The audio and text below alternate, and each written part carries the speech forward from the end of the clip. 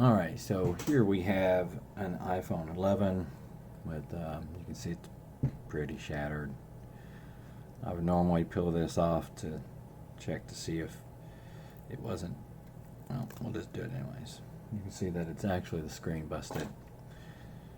It has all kinds of lines running down the screen.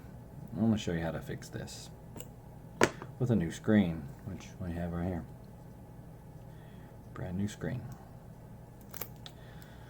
Alright, so to get started, I'm going to turn my heat on. I have a heat pad right here. You'll see why I need that here in a minute. First, we're going to use what's called a pentalobe screwdriver to remove these pentalobe screws. There's two of them at the bottom, one here.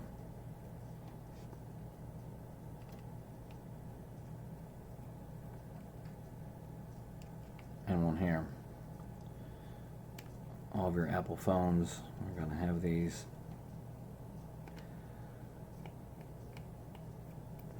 So you'll need a special screwdriver for that pentalobe screwdriver.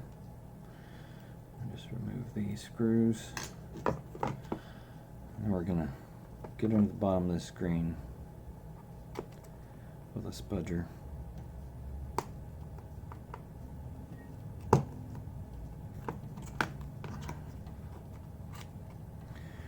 Run it along the edges. Slowly pry up a little bit.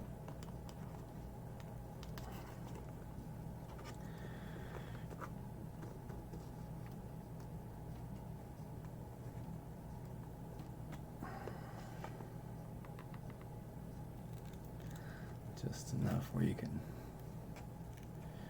peel that apart.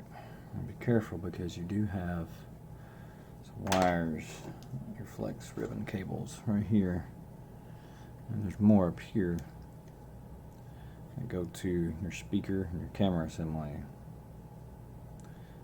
Then you got these cables right here.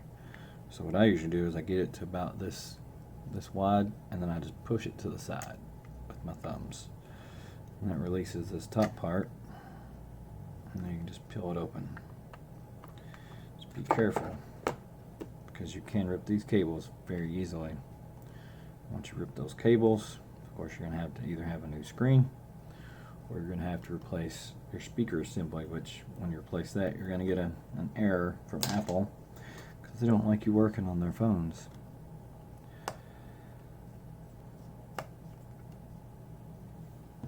So we're just going to remove 3 screws here, 1, 2, and 3. Then you got 5 more up here, and they're all going to use a tri-wing, so you'll need another special screwdriver. It's a Y1 tri-wing. And you want to remove these 3 screws first before anything else. And I'm about to show you why. Because under this little tab is where your battery is connected. You always want to disconnect your battery first before doing anything else, because you can fry your parts if you don't. If you go removing things without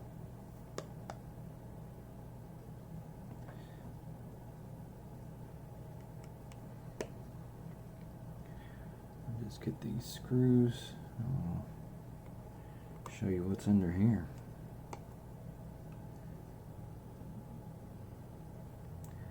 Never seen the inside of an iPhone 11.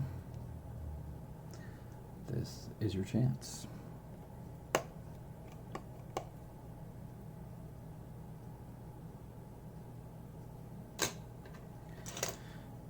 going to remove this cover. And then you're going to take the flat part of your spudger and you're just going to gently lift up on these.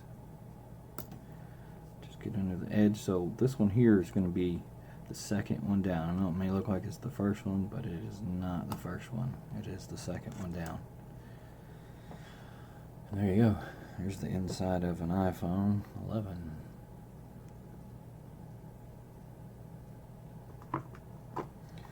So now you're going to understand why I turned the heat on. So in order to remove this. These little pieces that hold the cameras in place have adhesive under them. In order to get those out without breaking it, you're going to need to warm it up. And that's what we have this pad for. Turbo boost it for a minute. So here I have an electronic screwdriver. Works fantastically. I love it. Wouldn't trade it for any other electric screwdriver. And trust me, I have been through many of them trying to find a good one. I don't use it on these small ones because of the torque. It would just strip them out, unfortunately. I haven't found any screwdriver that had a low enough amount of torque excuse me, that wouldn't strip them. So after you take those 3 Phillips screws out, there's another tri-wing screw right there. And then under here, when you flip that back, you're going to have this little piece that holds it down. It's kind of a pain to get this back on. I'm going to move it over here because this plate's getting a little hot. And just wiggle it back and forth until we get that off of there. And there it is. It's just a little piece. It kind of holds this in place even though it isn't really needed. They use it anyways.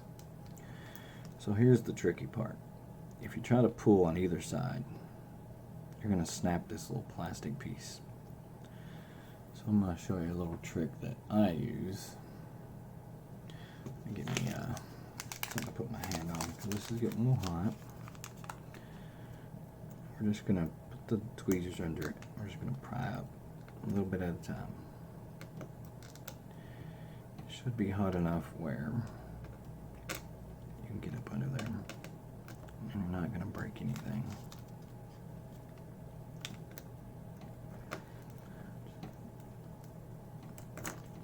There it is. Not broken. I mean, yeah, you can buy these and replace them, but in order to do that, it means that you have to pry up on your sensor, your microphone, and your earpiece speaker. So if you go doing that, you may end up ripping these. It's just a lot easier to do that than to pry up on these. I do that sometimes if this is damaged or if the glass is busted so badly in here that all of it is sticking to the outside of this, then I'll just go ahead and peel these off and replace the plastic. Alright, so here's something else you're going to need. A Quan Lee programmer. So what this does is it takes the true tone from your old screen and it puts it on your new screen, or you won't have true tone anymore. We're just going to click read. It's going to read the data from this little chip right here. This one. Is it that one?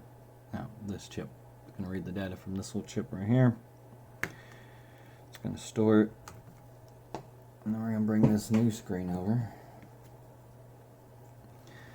We're going to do the same thing, except this time we're going to hit write. So it will write the data to the screen.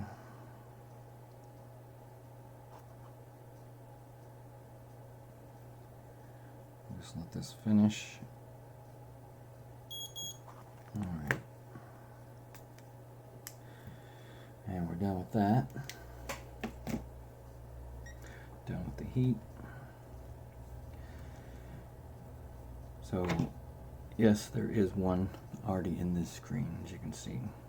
But we're just going to do the same thing. We're just going to peel that out. Their adhesive isn't as good as Apple, so that comes right out. Alright. I'm just going to remove this.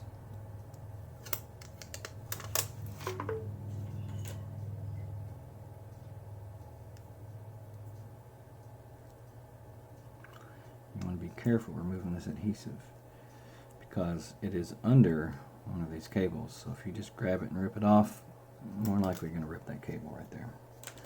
You don't want to do that because then your screen will not be any good. So I'm going to take this screen and put it in the recycling bin that I have here. Always, always, always recycle your parts, people. Don't want them going into the waste, going into the landfills. It's not good for our environment. Everyone should be doing their part to try to help cut down on the waste that we're sending out. I really wish Bardstown would do the same thing as Louisville and come around and pick up your recycling. That would be great. It would be something good for the city. Alright, so this is a little tricky, trying to get this piece back on. Pretty much just have to get down eye level with it, which is what I'm doing right now.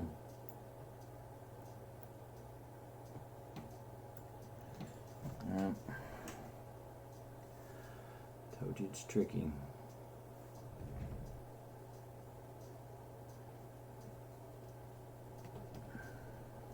There's really no good way to put this back on. I've been doing this for a long time. I've never found a good way of doing it.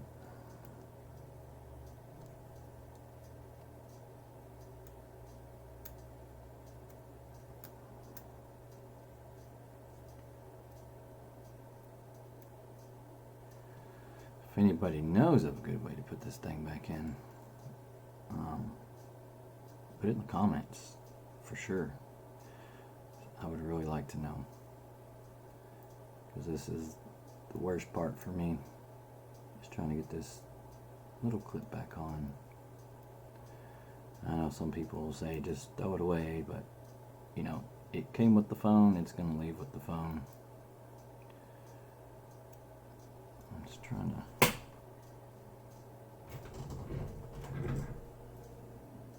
get it in my tweezers here is the hardest part.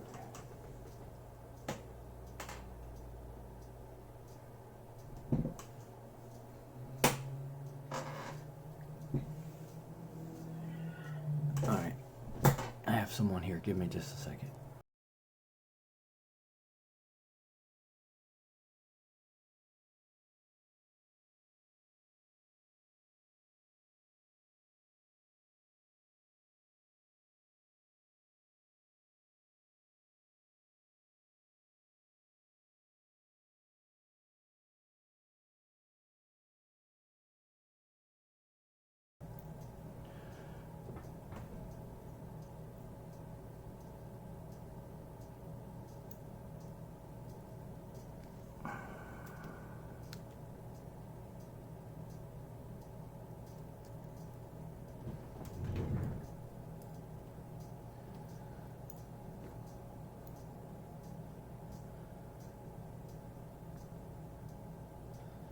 Never have I ever not had a problem putting one of these back on. That's the truth. There. Alright. Finally, that's done. So, we got that back in place. Just going to fold this back over on top. And we're going to get our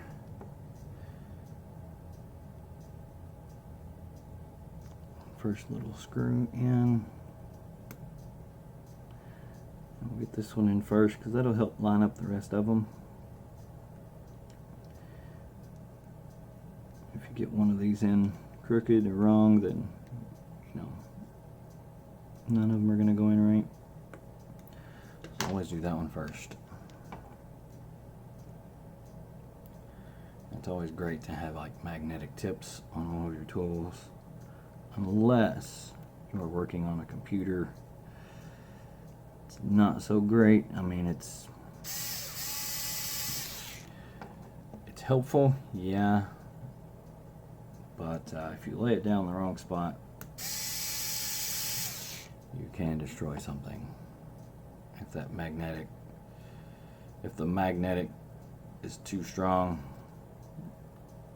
you can mess something up. So I don't like to use magnetic screwdrivers when I'm working on laptops or anything. This is a magnetic tip. I have multiple tips. I have it marked. You can't really see it. There's a little M on it that I engraved in it for magnetic.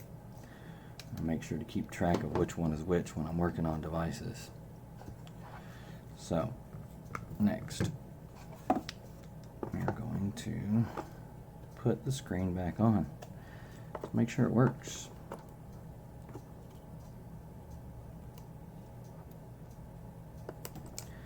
We're going to hook everything up before we plug that battery back in. You do not want that battery on.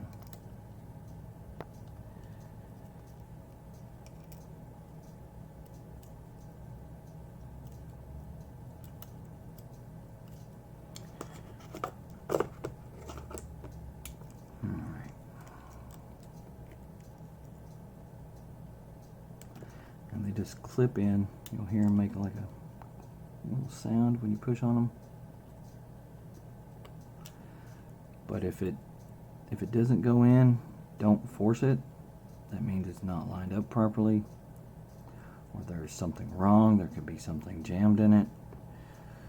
Some of your connectors could be misaligned or broken, and if on the screen or anything really, and if you go and jam those on there and you break the connectors on the board, then you're really in for a world of hurt, because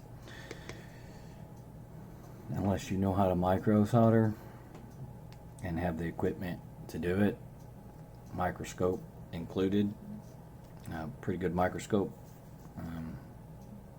and the piece to replace it with, you're going to be in trouble. So never ever force those connectors. So I'll just do a little test here, make sure the screen is functioning. I don't ask for passwords. I mean, yes, I could go in and test the screen more if I ask for a password, but that's quite intrusive. If you just give me your password, then I will use it. I'll go in and I'll test the screen. I don't like to, but if you're going to offer it, then I'm going to test the screen. But I never ask for a password. Let's see, the flashlight turn on from here. Yeah, the flashlight is working. But that's all I like to test. I just want to know that the screen is functioning. I'm not trying to be intrusive, get into any of your stuff. If anybody asks for passwords without you just giving it to them, which you really shouldn't do, I'd be kind of worried about that. Unless you're standing right there watching them test the screen, I wouldn't really give anybody your passwords. Alright, so now that we know that the screen is working, we can put it back together. Or put the screws back in.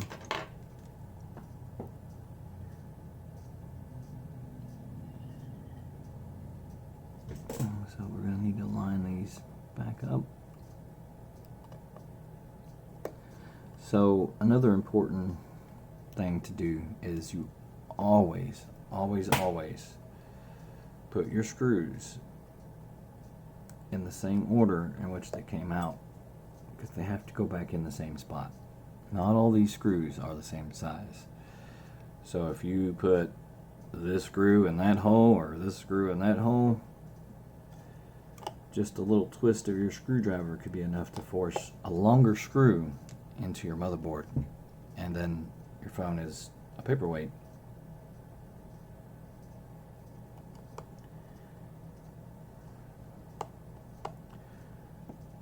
And another thing is to not put too much torque on these. You want them in, but you don't want them super tight. I apply just a little downward force on it, not much. And when you hear that clicking sound, not that one. I'll show you. I'll take one back out and you'll hear this click. Hear that? That's your screwdriver jumping because it's tight enough and your screwdriver is jumping out of it. That's when you know when to stop. You don't want to hear 10 of those, you want to hear just one. If you hear 10 of them, more than likely your screw just bit the dust. Maybe even your screwdriver. So you want to be really careful around these wires. Not putting much pressure on them. Just enough to get them out of the way.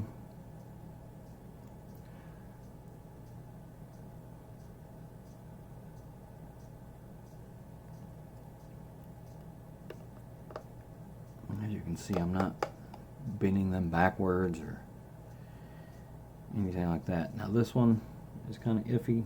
I don't really like to pull those back too far. Just enough to get my screwdriver under it. That's all I need. Alright, so now we're going to close it up. And here's how you close up an iPhone screen. You're going to put the top in first. And then you're going to run your fingers down the side of it. And it's going to clip. Then you're going to flip it over and you're going to do the same thing. You're going to clip. And then you're going to clip bottom end. Run your fingers back down the screen to make sure nothing is sticking out, and check it before you put it back together with the screws here. Alright. So now we're going to take our penelope screws and we're going to put them back in the holes here.